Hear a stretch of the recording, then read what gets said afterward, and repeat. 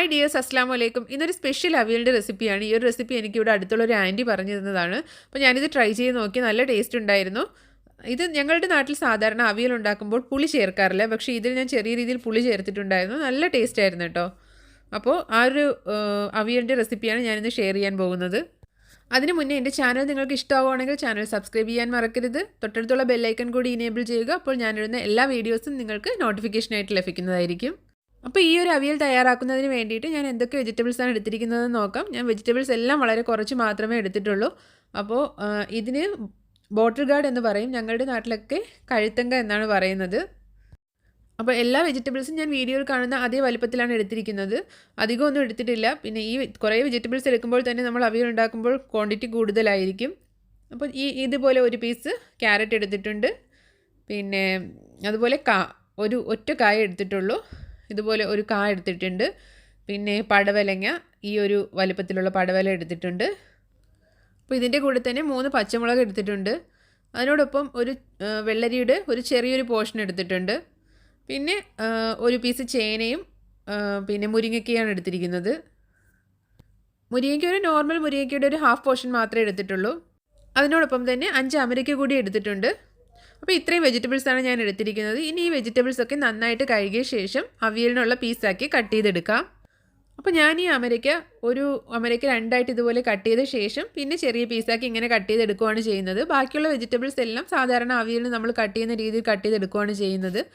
അപ്പോൾ ഇതുപോലെയാണ് ഈ കട്ട് ചെയ്തെടുത്തിരിക്കുന്നത്. മുരിങ്ങയ്ക്ക സാധാരണ നമ്മൾ അവിയലിന് എങ്ങനെയാണ് ഇടുന്നത് അതുപോലെ കട്ട് ചെയ്തെടുത്തിട്ടുണ്ട്. ഇനി നമുക്ക് കട്ട് ചെയ്ത വെജിറ്റബിൾസ് എല്ലാം കുക്ക് ചെയ്തെടുക്കാം. അതിന് വേണ്ടിയിട്ട് ഞാനൊരു പാത്രത്തിലേക്ക് വെജിറ്റബിൾസ് എല്ലാം ആഡ് ചെയ്ത് കൊടുത്തിട്ടുണ്ട്. ശേഷം ഇതിലേക്ക് 1 കപ്പ് വെള്ളം കൂടി ആഡ് ചെയ്ത് കൊടുത്തിട്ടുണ്ട്. ഒന്നുകിൽ നോൺ സ്റ്റിക്ക് പാൻ യൂസ് ചെയ്യുക, അല്ലെങ്കിൽ അടി കട്ടിയുള്ള പാൻ വേണം ഇത് കുക്ക് ചെയ്യാൻ വേണ്ടി യൂസ് ചെയ്യാനുള്ളത്.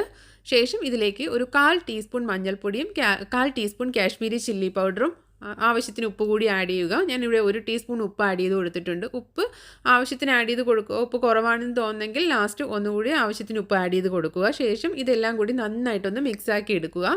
നമ്മുടെ വെജിറ്റബിൾസും നമ്മൾ ആഡ് ചെയ്ത് കൊടുത്ത പൗഡേഴ്സും എല്ലാം നന്നായിട്ടൊന്ന് മിക്സാക്കി എടുത്ത ശേഷം മീഡിയം ഫ്ലെയിമിൽ കുക്കാക്കി എടുക്കുക.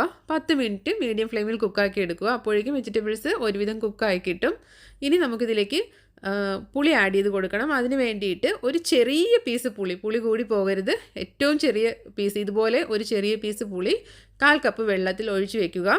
പുളി എടുക്കുമ്പോൾ നന്നായിട്ട് ശ്രദ്ധിക്കുക. വളരെ ചെറിയ ക്വാണ്ടിറ്റിയുള്ള പുളി മാത്രം മതി നമുക്ക്. അപ്പോൾ ഇത് കുറച്ച് നേരം വെള്ളത്തിലൊന്ന് കുതിർന്ന് വരട്ടെ. അതിനുശേഷം ഇത് സ്ക്യൂസ് ചെയ്തെടുക്കാം. ഇനി നമുക്കൊരു മിക്സിയുടെ ജാറിലേക്ക് ഒരു 10 ചെറിയുള്ളി ചേർത്ത് കൊടുക്കാം. ഇതിനോടൊപ്പം തന്നെ പച്ചമുളക് ഉണ്ടെങ്കിൽ 1 പച്ചമുളക് ചേർത്ത് കൊടുക്കുക. എൻ്റെ കയ്യിൽ കാന്താരി മുളകാണ് ഉണ്ടായിരുന്നത്. കാന്താരി മുളക് ഉണ്ടായിരുന്നത് കൊണ്ട് 3 കാന്താരി മുളക് ആഡ് ചെയ്ത് കൊടുത്തു. കാന്താരി മുളകാണ് ടേസ്റ്റ് കൂടുതൽ. ഇനി ഇത് ജസ്റ്റ് ഒന്ന് ചതച്ചെടുക്കുക. ഓവറായിട്ട് ഗ്രൈൻഡ് ചെയ്ത് പോകാൻ പാടില്ല. ഇതുപോലെ ഒന്ന് ചതച്ചെടുക്കുക. അതിനുശേഷം ഇത് നമുക്കൊരു പ്ലേറ്റിലേക്കോ ഒരു ബൗളിലേക്കോ മാറ്റാം. ശേഷം ഇതിന് ആവശ്യമായിട്ടുള്ള അരപ്പ് റെഡിയാക്കുന്നതിന് വേണ്ടിയിട്ട് 1 കപ്പ് തേങ്ങ ആഡ് ചെയ്ത് കൊടുത്തിട്ടുണ്ട്. 1/4 ടീസ്പൂൺ മഞ്ഞൾപ്പൊടി ആഡ് ചെയ്ത് കൊടുത്തിട്ടുണ്ട്. 1/4 ടീസ്പൂൺ ജീരകം ആഡ് ചെയ്ത് കൊടുത്തിട്ടുണ്ട്. ഇനി ഇതിലേക്ക് ഒരു വെളുത്തുള്ളി കൂടി ആഡ് ചെയ്ത് കൊടുക്കുക. വെളുത്തുള്ളിയും കൂടുതലാവാൻ പാടില്ല. ഇത് കുറച്ച് വലിയ വെളുത്തുള്ളിയായിരുന്നു. ഒരു വെളുത്തുള്ളിയാണ് ഞാൻ ആഡ് ചെയ്ത് കൊടുത്തത്. ഇനി ഇത് നന്നായിട്ടൊന്ന് ഗ്രൈൻഡ് ചെയ്തെടുക്കുക. അങ്ങ് പേസ്റ്റായി പോകരുത് കേട്ടോ. ഈ ഒരു രീതിയിൽ വേണം ഒന്ന് ഗ്രൈൻഡ് ചെയ്തെടുക്കാൻ. ഇനി നമ്മൾ തയ്യാറാക്കിയ അരപ്പും അതുപോലെ നേരത്തെ ചതച്ച് വെച്ചിരിക്കുന്ന ചെറിയുള്ളിയും കാന്താരി മുളകും കൂടി ജസ്റ്റ് ഒന്ന് മിക്സ് ആക്കി എടുക്കുക. അതിനുശേഷം നമുക്ക് കുക്ക് ചെയ്ത വെജിറ്റബിൾസിലേക്ക് ഇത് ചേർത്ത് കൊടുക്കാം. ഇപ്പോൾ 10 മിനിറ്റ് കഴിഞ്ഞിട്ടുണ്ട്. വെജിറ്റബിൾസ് ഒന്ന് ഓപ്പൺ ആക്കി നോക്കാം. ഇടയ്ക്കൊന്ന് ഇളക്കി കൊടുക്കാൻ മറക്കരുത് കേട്ടോ. ഇടയ്ക്ക് ചിലപ്പോൾ അടിയിൽ കരിഞ്ഞ് പിടിക്കാൻ സാധ്യതയുണ്ട്. അതുകൊണ്ട് ഇടയ്ക്കൊന്ന് ഇളക്കി കൊടുക്കണം. ഇപ്പോൾ നമ്മുടെ വെജിറ്റബിൾസൊക്കെ ഒരുവിധം വെന്ത് വന്നിട്ടുണ്ട്. അപ്പോൾ വെള്ളം കുറച്ച് കൂടുതലാണെന്നുണ്ടെങ്കിൽ ഫ്ലെയിം ഒന്ന് കൂട്ടി കൊടുക്കുക. അപ്പോഴേക്കും വെള്ളം നന്നായിട്ട് വറ്റി വരും. ഇനി നമുക്കിതിലേക്ക് നേരത്തെ നമ്മൾ പുളി വെള്ളത്തിലിട്ട് വെച്ചിട്ടുണ്ടായിരുന്ന അത് നന്നായിട്ട് സ്ക്യൂസ് ചെയ്തിട്ട് അതുകൂടി ഇതിലേക്ക് ആഡ് ചെയ്ത് കൊടുക്കുക. ഇപ്പോൾ ഞാൻ ഇതിലേക്ക് ആഡ് ചെയ്ത് കൊടുത്തിട്ടുണ്ട്. അതിനുശേഷം ഇത് നന്നായിട്ടൊന്ന് മിക്സ് ആക്കി എടുക്കുക. പുളിവെള്ളം ആദ്യമേ ആഡ് ചെയ്യരുത്, കാരണം നമ്മൾ പീസസ് ഒന്നും വെന്ത് കിട്ടില്ല. അപ്പോൾ ഇതുപോലെ ഒരുവിധം 10 മിനിറ്റ് കുക്കാക്കി എടുത്ത ശേഷം മാത്രം പുളിവെള്ളം ആഡ് ചെയ്ത് കൊടുക്കുക. അതിനുശേഷം നമ്മൾ തയ്യാറാക്കി വെച്ചിരിക്കുന്ന അരപ്പ് കൂടി ഇതിലേക്ക് ആഡ് ചെയ്ത് കൊടുക്കുക. എന്നിട്ട് ഇത് ഞാൻ ക്ലോസ് ചെയ്ത് വെച്ച് ഒന്ന് അരപ്പൊന്ന് വെന്ത് കിട്ടാൻ വേണ്ടിയിട്ട് 2 മിനിറ്റ് മീഡിയം ഫ്ലെയിമിൽ ഒന്ന് കുക്ക് ചെയ്തെടുക്കുക. 2 മിനിറ്റ് കഴിഞ്ഞിട്ടുണ്ട്. അരപ്പെല്ലാം നന്നായിട്ട് വെന്ത് കാണും. ഇനി നമുക്കൊന്ന് ഓപ്പൺ ചെയ്യാം. ഇപ്പോൾ നമ്മുടെ അരപ്പൊക്കെ നന്നായിട്ട് വെന്തിട്ടുണ്ട്. ഇനി നന്നായിട്ടൊന്ന് മിക്സാക്കി എടുക്കുക. പീസസ് പൊടിഞ്ഞു പോകാതെ വേണം നന്നായിട്ടൊന്ന് മിക്സാക്കി എടുക്കാൻ. ഇപ്പം നമ്മുടെ അരപ്പും നമ്മുടെ ആ പീസസ് എല്ലാം നന്നായിട്ട് മിക്സായി വന്നിട്ടുണ്ട്. ഇനി ഇതിലേക്ക് നമുക്ക് ആവശ്യത്തിന് കറിവേപ്പില ഇട്ട് കൊടുക്കാം. ഞാനിവിടെ 2 തണ്ട് കറിവേപ്പില ചേർത്ത് കൊടുക്കുന്നുണ്ട്. ശേഷം ഇതിലേക്ക് 2 ടേബിൾ സ്പൂൺ വെളിച്ചെണ്ണ കൂടി ഞാൻ ആഡ് ചെയ്ത് കൊടുക്കുന്നുണ്ട്.